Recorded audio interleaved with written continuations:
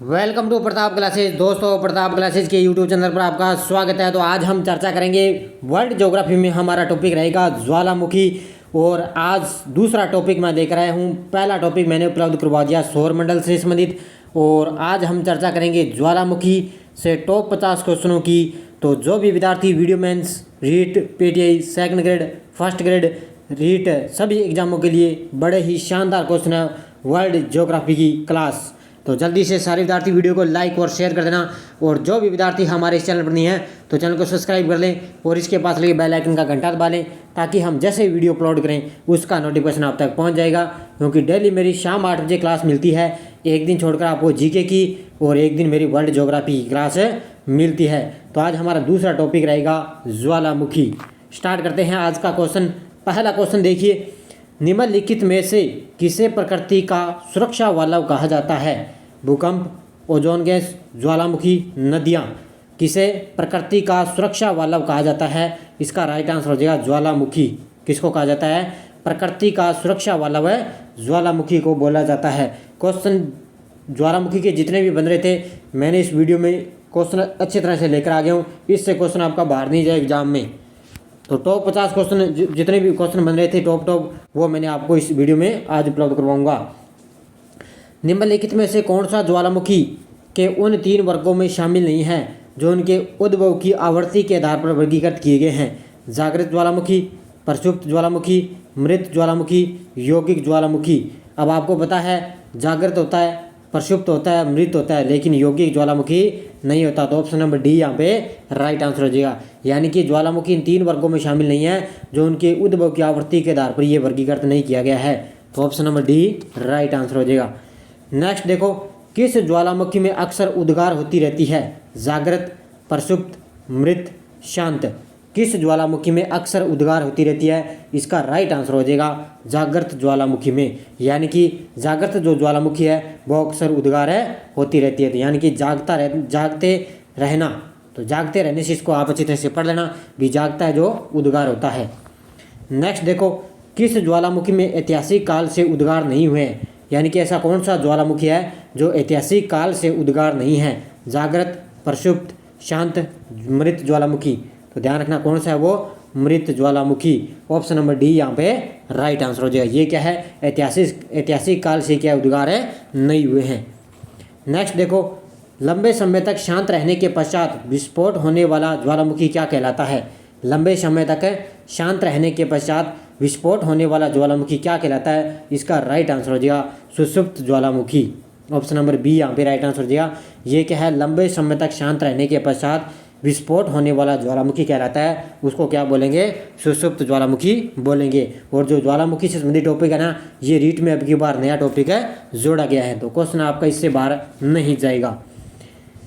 पृथ्वी की पपड़ी की यह है पृथ्वी की पपड़ी की ठोस चट्टानों के नीचे जो पिघला हुआ पदार्थ होता है, जो कभी कभी ज्वालामुखी के उद्गार के साथ धरती के ऊपरी तल पर आ जाता है, उसको क्या बोलते हैं? तो उसको बोला जाता है, ध्यान रखना, मैग्मा।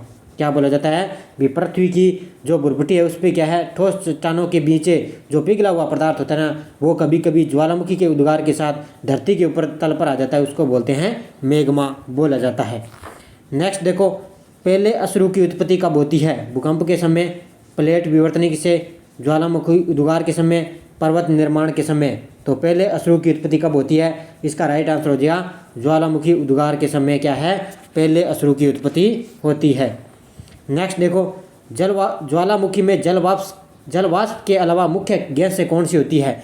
अब ज्वालामुखी में क्या है? जलवाष्प के अलावा कौन सी और मुख्य गैसें होती है?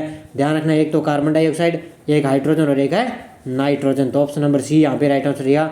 ये क्या है? जलवाष्प के अलावा ज्वालामुखी में कार्बन डाइऑक्साइड, हाइड्रोजन और नाइट्रोजन, ये तीनों गैसें मुख्यतः ज्वालामुखी में पाई जाती है। नेक्स्ट क्वेश्चन देखो, करैक्टर तथा काल्डेरा स्थलाकृतियाँ निम्नलिखित में से किससे संबंधित है? करैक्टर तथा काल्डेरा स्थलाकृतियाँ किससे संबंधित है? उल्कापात, ज्वालामुखी क्रिया, पवन क्रिया, हिमानी क्रिया। तो ध्यान रखना किससे? ये ज्वालामुखी क्रिया से संबंधित है, करैक्टर और काल्डेरा स्थलाकृतियाँ। नेक्स्ट देखो, निम्नलिखित में से कौन सी स्थलाकृति ज्वालामुखी क्रिया से संबंधित नहीं है? Crater, caldera, geyser, fjord. अब दो तो हमने देख लिया अभी, करैक्टर है, काल्डेरा है और गेसर भी है, लेकिन जो फ्योर्ड है वो क्या है, ज्वालामुखी स्थलाकृतियों से संबंधित नहीं है। तो ऑप्शन नंबर यहाँ पे डी राइट आंसर हो जाएगा 10 नंबर का। नेक्स्ट क्वेश्चन देखो, किस स्थलाकृति का निर्माण ज्वालामुखी क्रिया से नहीं होता है? लावा पठार, लावा मैदान, सील तथा डाइक, विसर्प। किस स्थलाकृति का निर्माण ज्वालामुखी क्रिया से नहीं होता है? तो ध्यान रखना किसका नहीं होता, लावा पठार से तो होता है, लावा मैदान से भी होता है, सील तथा डाइक से होता है, लेकिन विसर्प से इसका निर्माण या जो क्रिया नहीं होती ज्वालामुखी में। नेक्स्ट देखो, वह कौन सा महाद्वीप है जहाँ एक भी ज्वालामुखी नहीं है? Australia, Antarctica, Africa, Europe. तो कई बार मैंने आपको क्वेश्चन बताया करंट में, तो कौन सा महाद्वीप है जहाँ एक भी ज्वालामुखी नहीं है? ध्यान रखना ऑस्ट्रेलिया महाद्वीप है जहाँ एक भी ज्वालामुखी नहीं पाए जाते। नेक्स्ट देखो, अग्निवलय किसे कहा जाता है? अंटार्कटिका परिमेखला, आर्कटिक परिमेखला, प्रशांत ये परिमेखला, यहाँ पर सर्कल नहीं है, हिंद परिमेखला, यहाँ पर भी परिमेखला है, प्रशांत परिमेखला। तो ध्यान रखना अग्निवलय किसे कहा जाता है? प्रशांत परिमेखला को बोला जाता है। तो ऑप्शन नंबर सी यहाँ पे राइट आंसर हो जाएगा। नेक्स्ट देखो, लेकोलिथ संबंधित है, लेकोलिथ ज्वालामुखी से, भूकंप से, पर्वत निर्माण से, महाद्वीपीय प्रवाह से। तो ध्यान रखना लेकोलिथ संबंधित किससे है? ज्वालामुखी से। तो ऑप्शन नंबर 1 यहाँ पे राइट आंसर हो जाएगा। नेक्स्ट देखो, विश्व में सर्वाधिक जागृत ज्वालामुखी कहाँ स्थित हैं? विश्व में सर्वाधिक जागृत ज्वालामुखी कहाँ स्थित है? अंध महासागर के आसपास, प्रशांत महासागर के आसपास, हिंद महासागर के आसपास, आर्कटिक महासागर के आसपास। तो ध्यान रखना विश्व में सर्वाधिक जागृत ज्वालामुखी कहाँ स्थित है? इसका राइट आंसर हो जाएगा प्रशांत महासागर के आसपास। तो ऑप्शन नंबर 1 यहाँ पे राइट आंसर हो जाएगा। नेक्स्ट देखो, विश्व की अधिकांश ज्वालामुखी घटनाएं घटित होती है रचनात्मक प्लेट किनारों पर, भ्रंश मेखला के सारे, मोड़दार मेखला के सारे, विनाशात्मक प्लेट किनारों पर। विश्व की अधिकांश ज्वालामुखी घटनाएं घटित होती है, तो ध्यान रखना वो होती है विनाशात्मक प्लेट है किनारों पर क्या है, सर्वाधिक ज्वालामुखी घटनाएं घटित होती है। नेक्स्ट देखो, विश्व के अधिकांश सक्रिय ज्वालामुखी पाए जाते हैं। विश्व के अधिकांश सक्रिय ज्वालामुखी कहाँ पाए जाते हैं? ध्यान रखना ये पाए जाते हैं नवीन मोड़दार पर्वत क्षेत्रों में। कहाँ पर है? नवीन मोड़दार पर्वतीय क्षेत्रों में सर्वाधिक अधिकांश सक्रिय ज्वालामुखी यहाँ पर पाए जाते हैं। नेक्स्ट देखो, प्रशांत महासागर के चारों तरफ स्थित ज्वालामुखी की पेटी को क्या कहा जाता है? नोइस अरेडेंट, हार्नितो, अग्नि श्रृंखला, स्वल्प तारा। प्रशांत महासागर के चारों तरफ स्थित ज्वालामुखी की पेटी को बोला जाता है अग्नि श्रृंखला। और पीछे मैंने बता दिया अभी अग्निवलय किसको कहा जाता है? तो ध्यान रखना प्रशांत महासागर या परिमेखला को ज्वालामुखी पेटी कहा जाता है। तो अग्नि श्रृंखला इसका राइट आंसर हो जाएगा।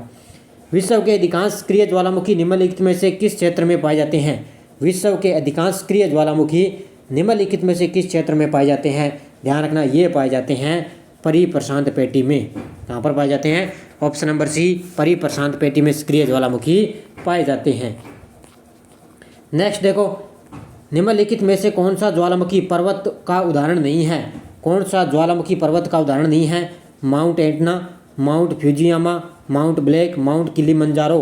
कौन सा ज्वालामुखी पर्वत का उदाहरण नहीं है? तो ध्यान रखना माउंट एटना है, माउंट फ्यूजियामा है, माउंट किलिमंजारो है, लेकिन माउंट जो ब्लैक है वो क्या है? ज्वालामुखी पर्वत का उदाहरण नहीं है। तो option number C right answer हो जाएगा।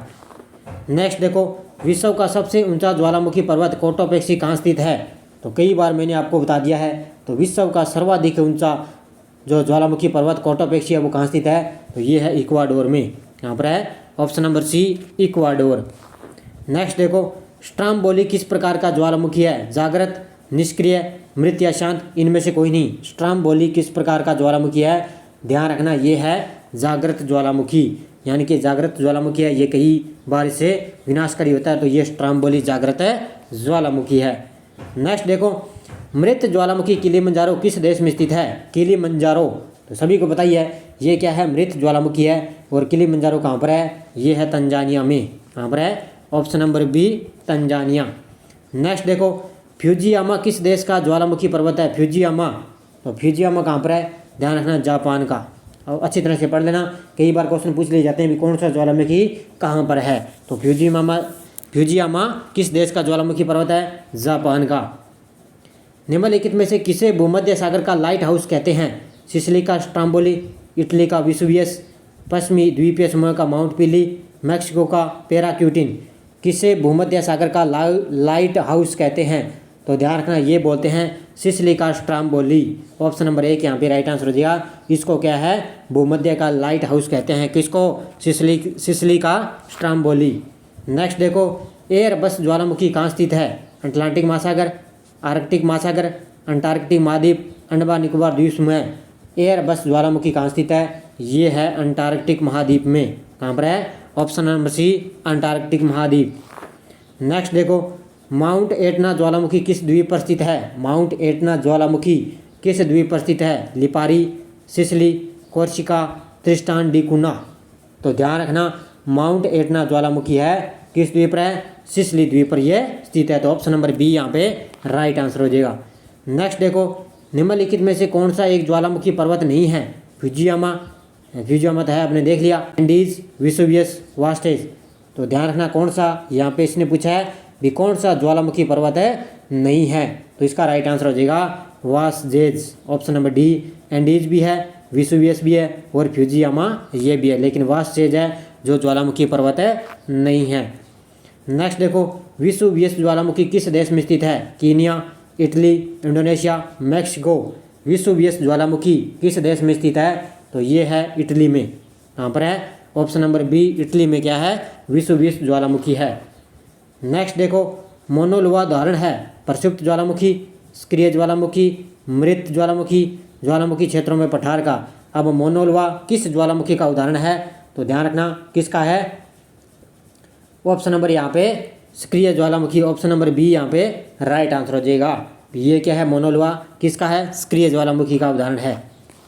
नेक्स्ट देखो, काकाटाओ ज्वालामुखी निम्नलिखित में से किस द्वीप समूह में स्थित है? काकाटाओ ज्वालामुखी निम्नलिखित में से किस द्वीप समूह में स्थित है? पापुआ न्यू गिनी में, स्ट्रेपलिट द्वीप समूह में, इंडोनेशिया में, पश्चिमी द्वीप समूह में। काकाटोआ ज्वालामुखी तो ये कहाँ पर है? ध्यान रखना, स्ट्रेपलिट द्वीप समूह में। ऑप्शन नंबर बी यहाँ पे राइट आंसर हो जाएगा। नेक्स्ट क्वेश्चन देखो, निम्नलिखित में से कौन सा युग्म सम्मिलित नहीं है? क्या पूछा है? सम्मिलित नहीं है।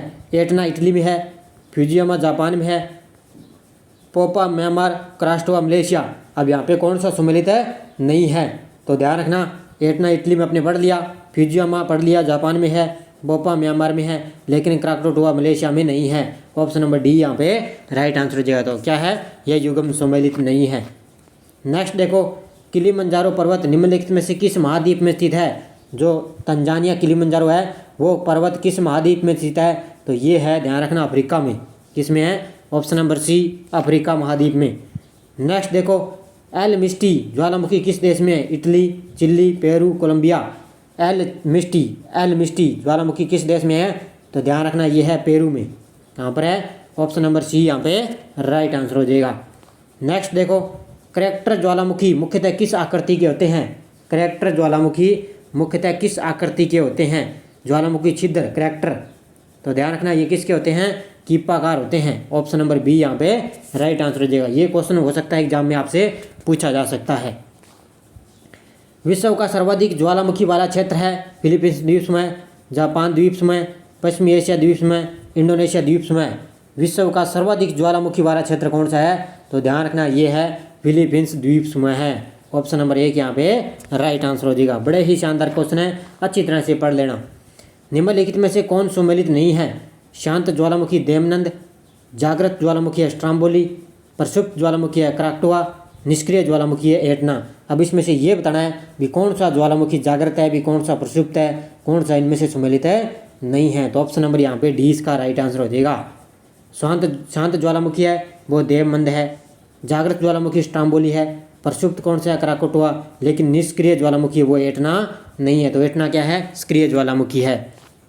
नेक्स्ट देखो, स्ट्राम्बोली ज्वालामुखी कहाँ स्थित है? स्ट्राम्बोली ज्वालामुखी मार्टिन द्वीप में, लक्षद्वीप में, लिपारी द्वीप में, हवाई द्वीप में।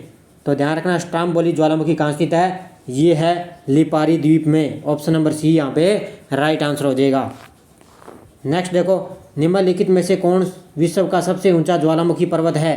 कौन है विश्व का सबसे ऊंचा ज्वालामुखी पर्वत है? कई बार मैंने आपको बता दिया है ये क्वेश्चन, तो ध्यान रखना माउंट है कोटोपेक्सी है जो विश्व का सबसे ऊंचा ज्वालामुखी पर्वत है। नेक्स्ट देखो, 10,000 धुआरों की घाटी पाई जाती है। 10,000 धुआरों की घाटी कहाँ पाई जाती है? तो ध्यान रखना ये पाई जाती है अलास्का में। यहाँ पर पाई जाती है। ऑप्शन नंबर 1 यहाँ पे राइट आंसर हो जाएगा। अलास्का में 10,000 धुआरों की घाटी पाई जाती है। अब देखो बड़ा ही शानदार क्वेश्चन आ चुका है। विस्फोटता की तीव्रता के आधार पर ज्वालामुखियों के प्रकारों का सही आरोही क्रम बताना है। विस्फोट सबसे ज़्यादा विस्फोट कम किस में होता है और सबसे अधिक किस में होता है, ये इसका आरोही क्रम बताना है। तो ध्यान रखना इसका राइट आंसर क्या आ जाएगा? ध्यान रखना 41 नंबर का उत्तर हो जाएगा ऑप्शन नंबर बी। पहले हवाई तुल्य, फिर स्टाम्बोली, फिर वल्केनियन तुल्य, फिर पीलियन तुल्य। ऑप्शन नंबर बी यहाँ पे राइट आंसर हो जाएगा। तो सबसे कम हवाई तुल्य, फिर स्टाम्बोली, फिर पीलियन तुल्य सबसे ज़्यादा विनाशकारी होता है। तो विस्फोटता की तीव्रता के आधार पर ज्वालामुखियों का है ये आरोही क्रम है। क्रम ध्यान रखना अच्छी तरह से, एग्जाम में पक्का ही ये क्वेश्चन है पूछा जाएगा। नेक्स्ट देखो, निम्नलिखित में से किस प्रकार के ज्वालामुखी की आकृति गोभी के फूल जैसी होती है? किस प्रकार के ज्वालामुखी की आकृति गोभी के फूल जैसी होती है? ध्यान रखना इसका राइट आंसर हो जाएगा वल्केनियन तुल्य की। किस ज्वालामुखी को कहते हैं? वल्केनियन तुल्य की क्या है? इसकी आकृति गोभी के फूल जैसी होती है। नेक्स्ट देखो, ज्वालामुखी रिंग ऑफ फायर या घेरा किस महासागर से संबंधित है? ज्वालामुखी रिंग ऑफ फायर या घेरा किस महासागर से संबंधित है? इसका राइट आंसर हो जाएगा प्रशांत महासागर से। किससे है? ऑप्शन नंबर 1 यहाँ पे राइट आंसर हो जाएगा। नेक्स्ट देखो, ज्वालामुखी की सक्रियता अधिक पाई जाती है हवाई में, जापान में, कोलंबिया में, न्यूजीलैंड में। ज्वालामुखी की सक्रियता अधिक पाई जाती है तो ये पाई जाती है जापान में। कहाँ पर है? सर्वाधिक सक्रियता ज्वालामुखी कहाँ पर पाई जाती है? जापान देश में। नेक्स्ट देखो, संसार का सर्वाधिक सक्रिय ज्वालामुखी कौन सा है? तो संसार का सर्वाधिक सक्रिय ज्वालामुखी है किलायू। कहाँ पर है? ये किलायू है जो संसार का सर्वाधिक सक्रिय ज्वालामुखी है। आज का अंतिम क्वेश्चन देखो, हाल ही के दिनों में सबसे विनाशकारी ज्वालामुखियों में से एक किलायू ज्वालामुखी रहा है और ये कहाँ स्थित है? तो ध्यान रखना ये है हवाई द्वीप में। कहाँ पर है? ऑप्शन नंबर 1 यहाँ पे राइट आंसर दिया। ये क्या है?